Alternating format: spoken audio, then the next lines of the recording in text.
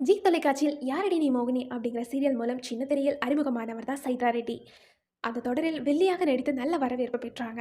அதுக்கப்புறம் இவங்களுக்கு ஏகப்பட்ட ரசிகர் பட்டாளமே இருக்குன்னு சொல்லலாம். இப்ப சன் டிவில ஒளிபரப்பாகும் கயல் சீரியல்ல நடிச்சுட்டு வந்துட்டு இருக்காங்க. இவங்களது திருமண புகைப்படங்கள் இணையத்துல இப்ப வைரல் ஆயிட்டு இருக்குங்க. அந்த ஃபோட்டோஸ் தான் இது. Thank you.